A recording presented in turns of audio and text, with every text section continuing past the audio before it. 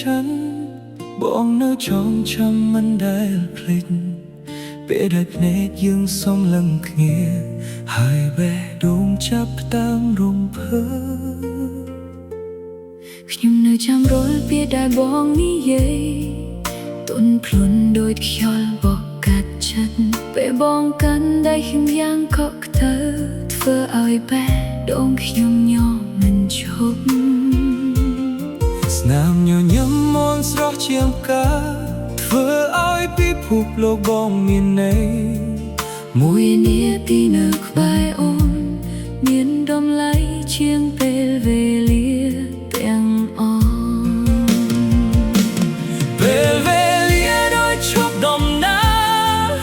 នៅពេលយើងនៅជិតគ្នាអារម្មណ៍ដែលមិនធ្លាប់មានកើតឡើងក្នុងបេះដូងយើងទាំងពីរស្នងថាដំបងជាអនុស្សាវរីយ៍មិនអាចបំភ្លេចជាពេលវេលាដ៏ស្រស់ស្អាតដែលបេះដូងយើងបានស្គាល់ស្នេហ៍ស្នាមថាដំប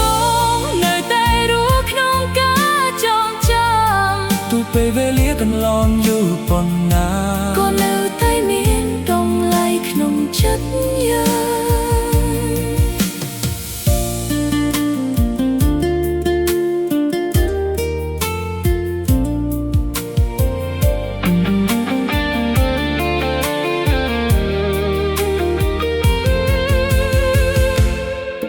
ពេលខ្ញុំនឹកដល់រាត្រីនោះ